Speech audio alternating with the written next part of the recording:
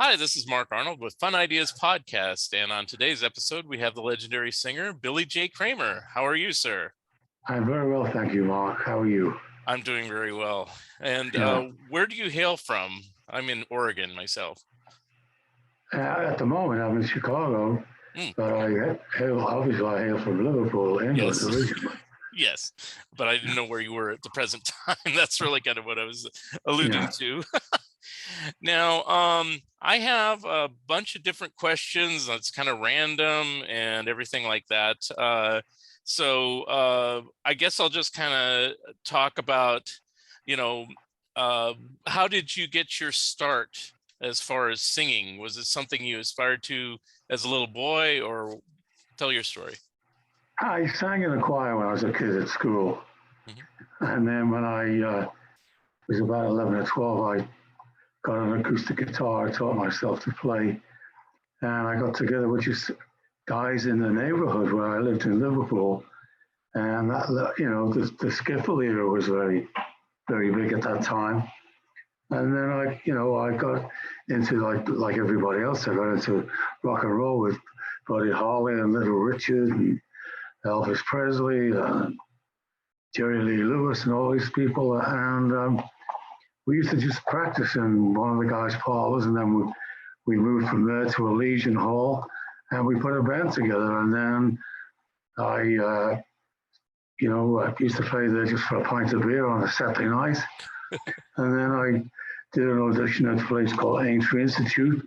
The Beatles were on that night, and I got my first 6 gigs, and I met the Beatles for the first time, and Hmm. that's how I started. So that was, like you said, the first time. So you didn't know, did you know of the Beatles prior to that, or had you I'd met any seen of the them? Beatles. I'd seen the Beatles at Little Town Hall, Hmm. and thought they were amazing. Hmm. Yeah. And was that when Pete Best was still in the group, or who Yes, was? he was. I was in the process of just like starting my band, putting it together, and I used to go to Little Town Hall and other places, just looking at gigs, and I saw the Beatles, and I thought they were great. Hmm. And how long was it between that time and when you met Brian Epstein? Oh, I started doing like gigs around Liverpool, the Cavern and the Iron Door and Aintree Institute, Hall, places like that. And then I was like 18, and funny enough, I was about to go to a place called Crew for a year. Hmm. And as part of my training, I was a training engineer, and I was supposed to go away for a year, and then I came second in the popularity poll, local newspaper, Mersey Beat, and then Brian Epstein approached me about taking me on, and managing me, Hmm.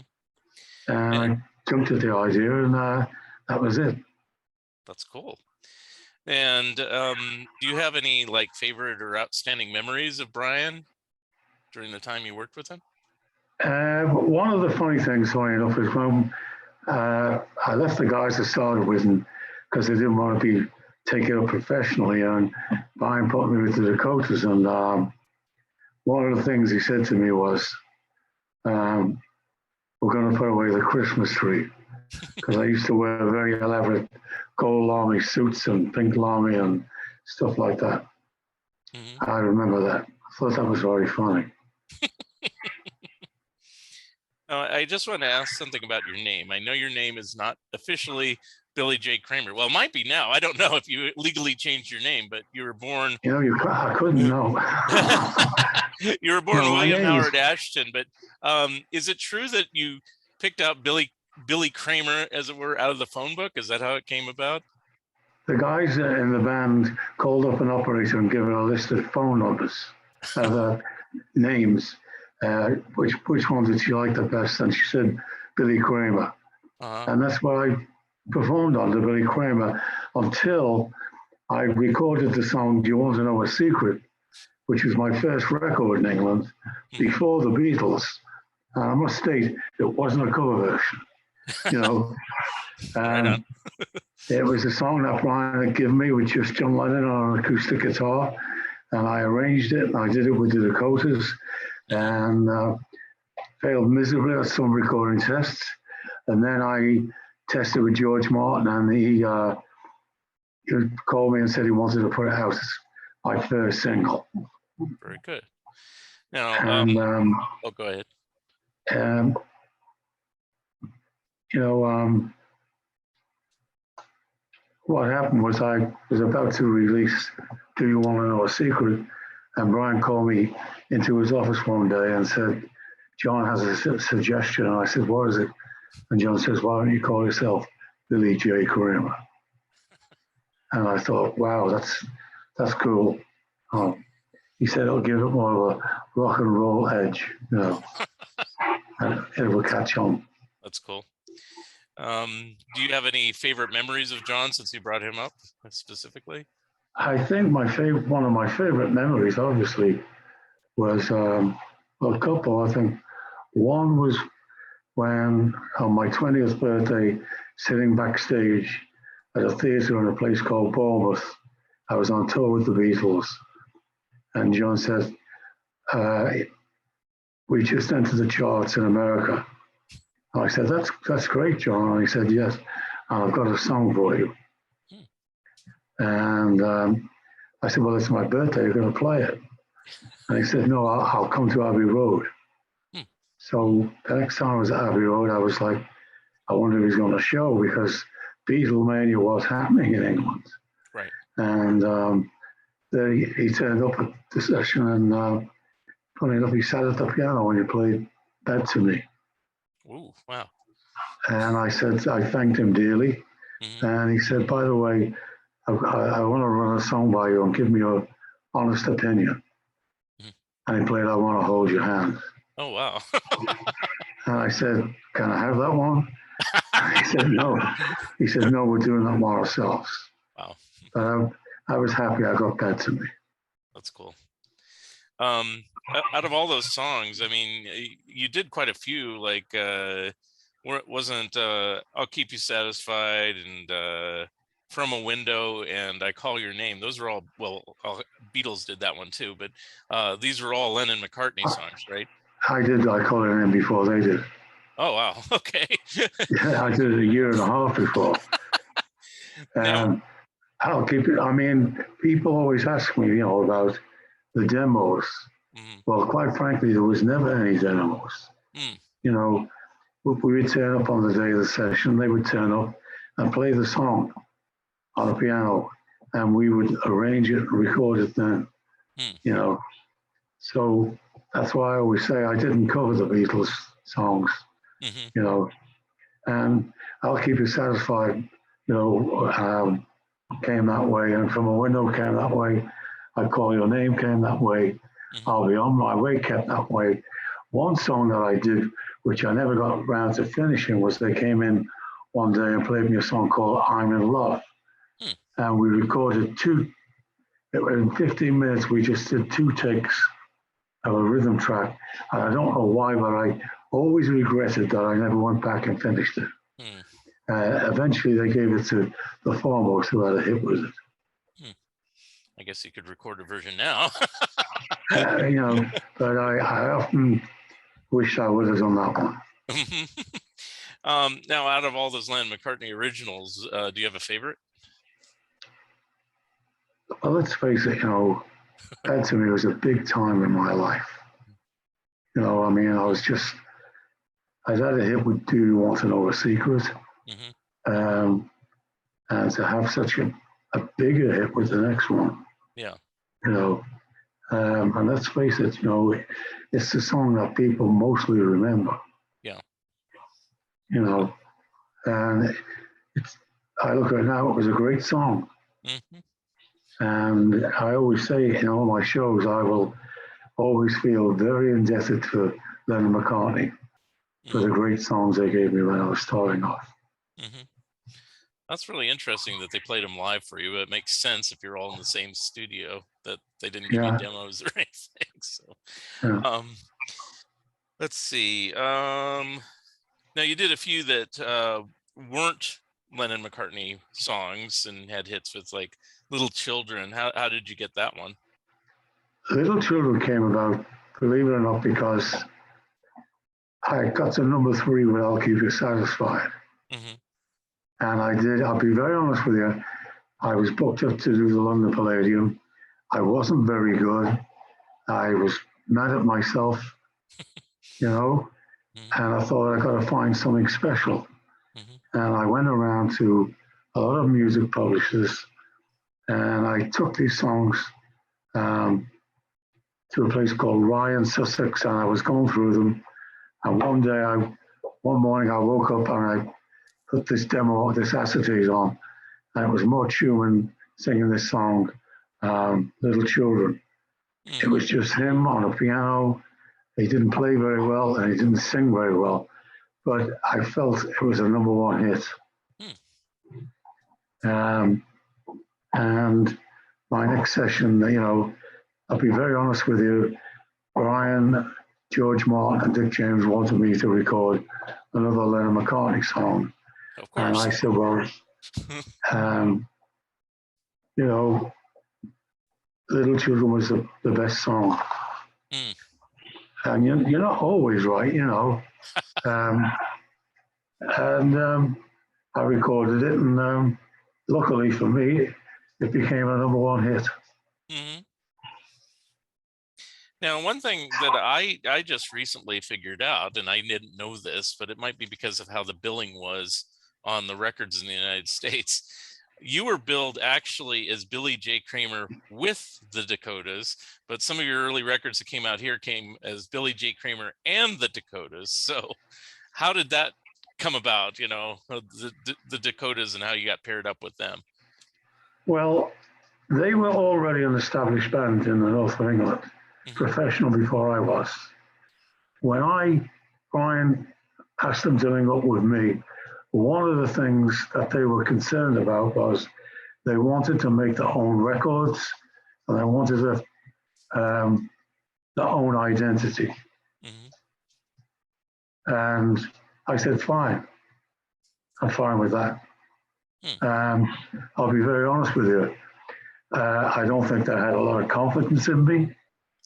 Um, to me, it stuck out when Brian said, "Do you want royalties or do you want session fees?" And they took session fees. Hmm. Interesting. But they changed their mind very quickly when out of it. I bet. Yes. And let's see, when you went on tour with the Dakotas, did you tour by yourself first, or did you always tour at that time with the Dakotas? I always toured with the Dakotas right from the beginning. Okay. You know, um, I did tours with people like Tommy Rowe had big hits in England, Hmm. Roy Orbison, the Everly Brothers, Gene Pitney. Um, my first tours were the Beatles. I did a whole string of, we did weeks in every town and city in England. Hmm. Um, that was the first thing. Hmm. So But eventually, when was that? When was your I was first? in 63, Okay. 63, 64. Okay. I also did the 6 week one at Finsbury Park, Astoria, Hmm. the Christmas show, Hmm. which is very monumental in my career, I felt.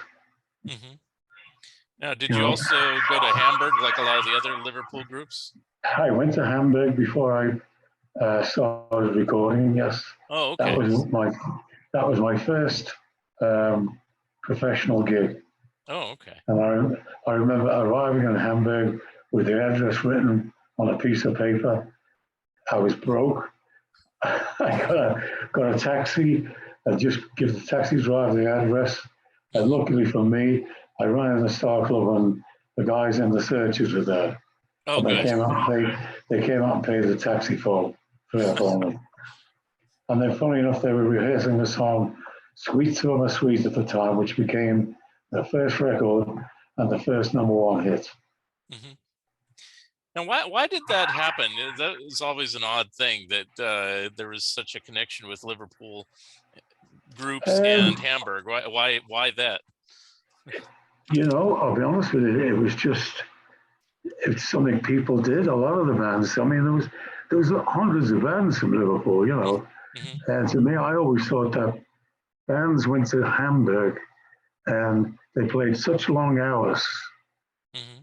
that they either got better and came back and made it, or in a lot of cases they came back and packed it up. You never hear about them. You always hear about like the Beatles getting better and things like that. Yeah, well, the Beatles were very good. That's an But you understatement. know, excuse me. That's okay.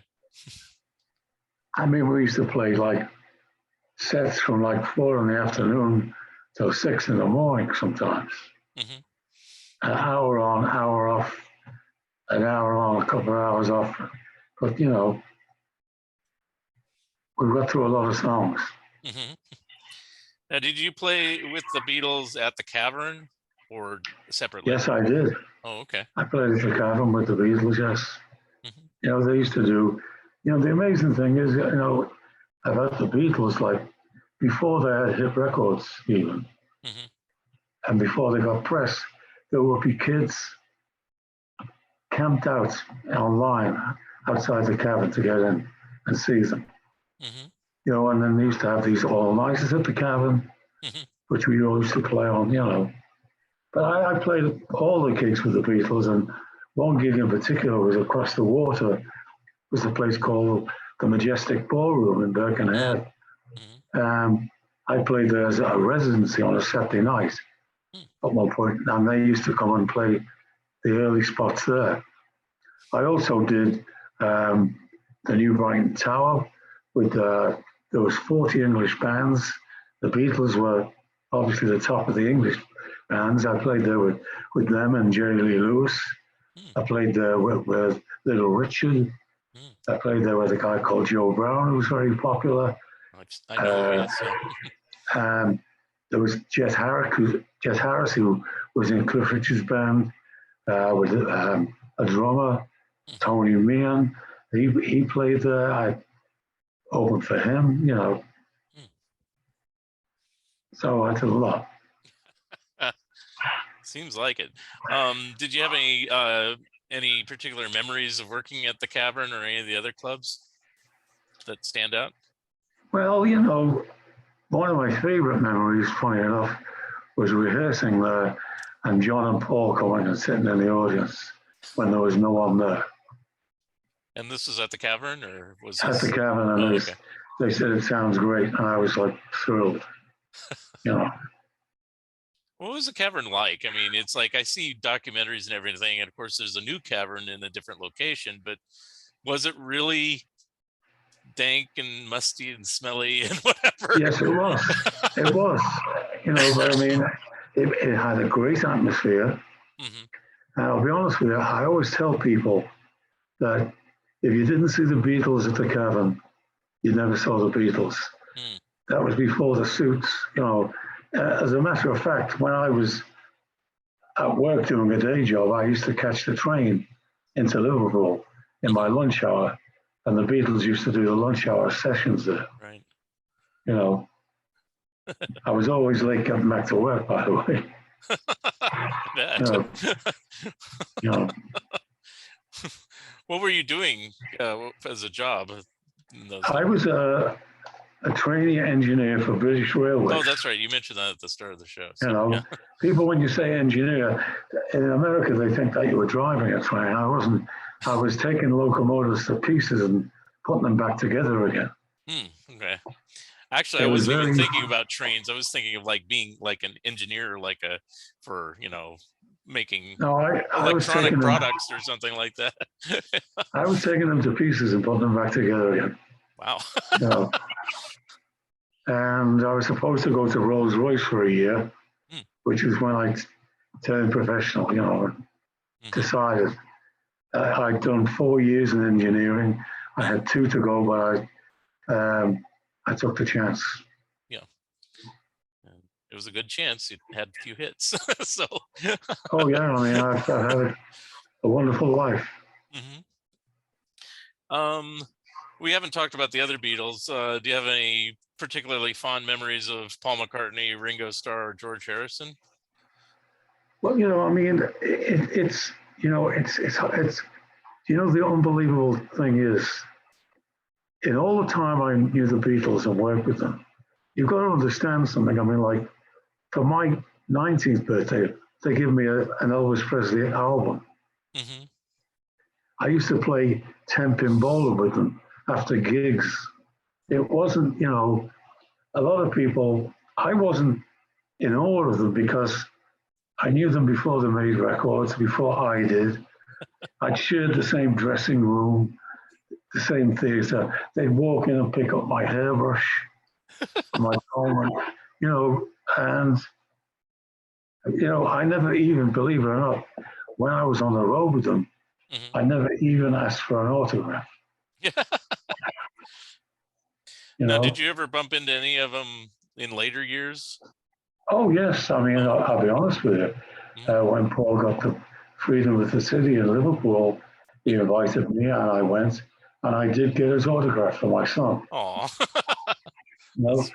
and over the years, I kept in touch, and they always gave me invites for things. And Hmm. when I was living on Long Island, the last time Paul played there, I went to see him. And we sang "Do You Want to Know a Secret" together and Oh, cool. reminisced. Hmm. Now, were you as friendly with some of the other Liverpool acts, like the Big Three and Jerry and the Pacemakers and all the other ones? I toured with Jerry. I did America with Jerry. I did England with Jerry. I Hmm. did Australia with Jerry. I did things with the Big Three. I did things with the Mersey Beats, King Size Taylor. I toured with the Searchers. Oh, a lot of people. Wow.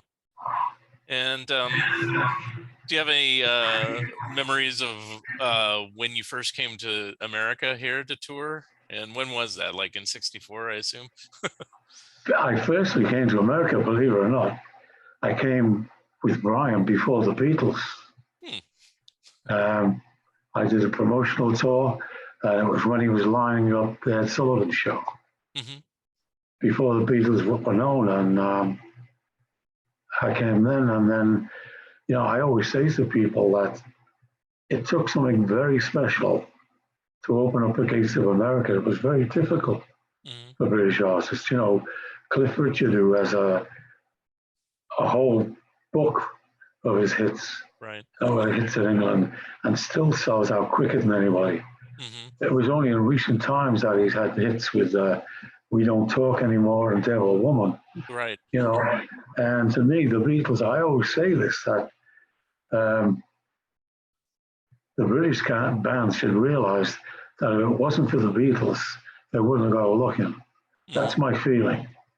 Yeah. You know, they opened the doors to America for all of us. You know, Yeah. and I came over and I did Ed Sullivan a few times. Hmm. I was very lucky. I did the World's Fair in 1964. I did a week there. Hmm. I toured America with Jerry Marsden, Hmm. with Paul Revere and the Razors, and uh, Sonny and Cher. You know, Hmm. um, and that's been it. Now, it around 1966, 67, it might be 66. You split with the Dakotas at that point. Was there a reason for that, and was there any animosity or anything, or is it just an amicable split? Um, quite frankly, um, it's no use going back over that. Okay. But it was me. I'd started off in the business, and quite frankly, I had other ideas about what I wanted to do. Hmm. I was starting to do like stage shows where I had to learn lines and act a part. Hmm. Um, I had different ideas of recording. I mean, even before I left the Dakotas, I'd made a record with the Bee Gees Hmm. called Town of the Tuxley Toymaker Part 1. Hmm. You know, um, that was before the Bee Gees were known. Right. I don't think they were very happy about it, but it was something that artistically at the time I Yeah. wanted to do. Yeah. And then, I recorded 1941, which was the Harry Nilsson song Right. before Harry was known, Right. because of what I wanted to do. Hmm. And, I just think, it was time for us to move on. Yeah.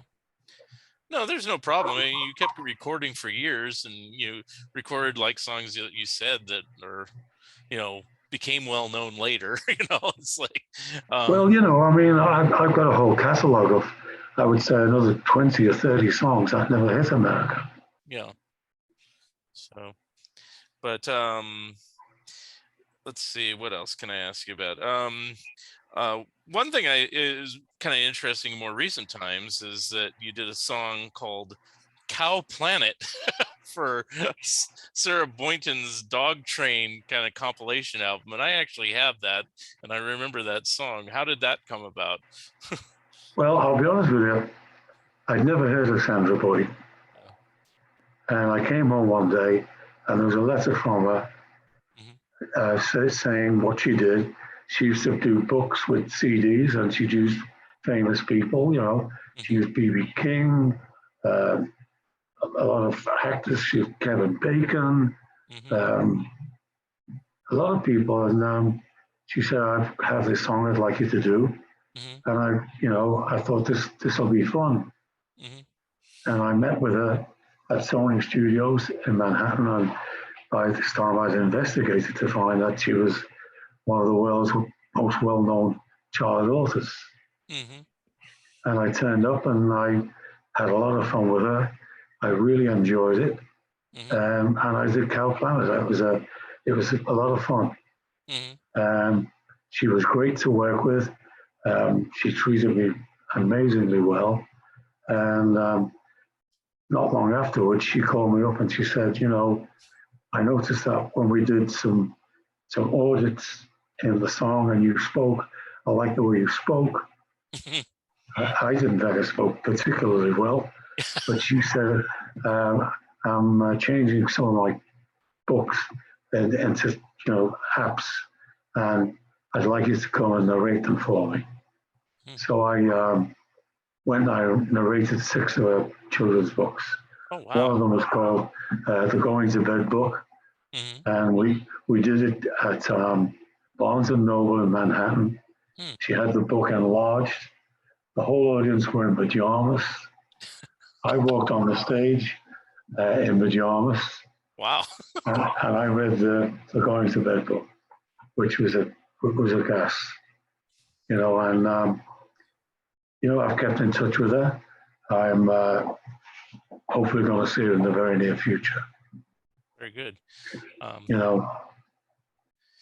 I think I got that book partially because you're on it, and I think Davy Jones of the Monkees was also on it, if I remember correctly. Davy Jones. Yeah. She used Davy Jones. Meryl Streep. She used on some of the things. Yeah.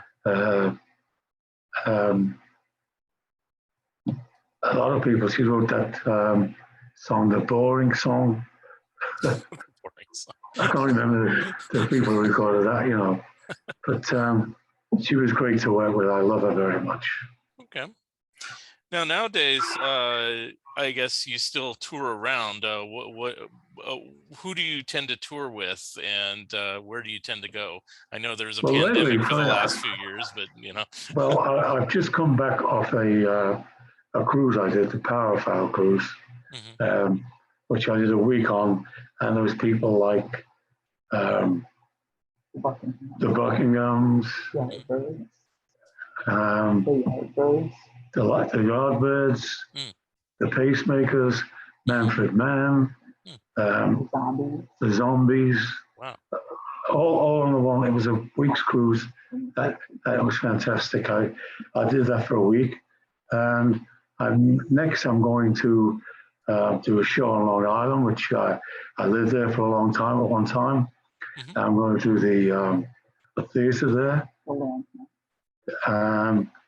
It's called the Landmark Theatre, Port Washington, on May 7th, which is with a great band. They're called the Criers. And then my next big thing is I'm going to Abbey Road on the 19th of August Hmm. to celebrate the 60th anniversary of Do You Want to Know a Secret? Very cool. Okay. And I'm going to be also celebrating my 80th birthday. Wow. Happy birthday in advance. And I'm going to be recording on the 20th and the 21st. Hmm. And I'm going to do some new music there. Hmm. And then the next thing I'm going to do is I'm going to be going to Liverpool Hmm. in August. I'm going to be doing something at the museum on the 25th. Hmm. I'm going to be doing the Brian Epstein Theatre on the 26th. That's going to be a lot of fun. I'm going to be doing that with a young band called the Jukebox Beatles Hmm. and some other people. It's going to be a lot of fun. Sounds good.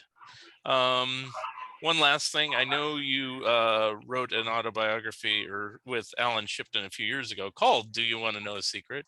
Can you Yes. tell me? Can you tell us a little bit about it? And if you have it, hold it up. Do you have it? I've seen it. I don't think I have it, but I know about it. Yes, Well, if you send I me need an to. address, I'll send you a I need to copy. get one. But Yeah.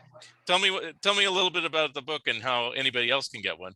They can go to billyjkramermusic.com. Okay. And Uh, it's basically covering your entire life and everything that we it's went right. It's over. from I'll be honest with you. I hadn't kept a lot of notes. I was in California. Sylvester Stallone's brother said to me, have you thought of writing your autobiography? Hmm. And I said, well, I have, but I don't know who to do it with. And he put me onto Alan Shipton. I noticed that Alan Shipton had done the book on Harry Nilsson and a lot of jazz people, won awards and things. And I, quite frankly, I emailed him. I didn't know whether he'd be interested or not. But he got back to me. He visited me in America. We spent a lot of time together. We did that several times. And then when I was on tour in England, I was always there for 50 days, and we spent a lot of time during that tour. And we spoke a lot and got it together. Very good. And that was it. It's really good. I'll have to. Well, that's why I always like people to promote their what they have at the end. Do you have any new Well, music coming? I also, Any new music to promote or anything besides what you said you're going to be recording and everything like that? well, I had a great CD out. I said to myself, called "I Won the Fight," which was songs I wrote. I dedicated a song to Brian Epstein because I thought he'd been cold-shouldered by the Rock and Roll Hall of Fame, and I did it at all the Beatle festivals and things because it was very retro and mentioned why isn't Brian Epstein in the Rock and Roll Hall of Fame. And a year later, Brian got in the Hall of Fame. Right. So I've been recording with Tom Hambridge, who produces Buddy Guy. I've done some stuff with him in Nashville, which I intend to bring out. A lot of stuff. Sounds good. And I've also done a lot of work with a band called the Newbies. They backed me on the cruise very well. Great band. I'm hoping to do some things with them at Abbey Road. Wow, at your age, you have a very full schedule. It's very great. Well, I try to keep it that way. I'm very fortunate that I'm in good health. I'm very fortunate that I still love what I do. I still have a passion to do it. And while I still have that passion, I'm going to. All right. Well, very good. Do you ever have any opportunity to make it out to the West Coast, Oregon or California or anything like that? Well, I was out to the West Coast. I spent some time in San Diego. Okay. I also did the Grammy Museum 3 or 4 times while I was out there, which was very nice. Okay. All right. Well, if you do make it out here in the next year or two or so, I'll definitely try to make a point to come out and see you in performance. That would be really great. I really look forward to it. And it's been really nice speaking to you. I hope you enjoyed it, and I hope people like what I've had to say. Well, I want to thank And you, I hope they Billy. come and see me on May 7th Okay, in well, Port Washington. Pardon? we will definitely upload this before that, so people can hear about it in time and come and see you. That would be really great. Well, thank you very much. All right. Well, I want to thank you, Billy J. Kramer, for being my special guest. And we will have another great guest next time on a new episode of Fun Ideas Podcast. So thank you Thank very you. much, Billy. Have a great Thank you day. very much. Mhm.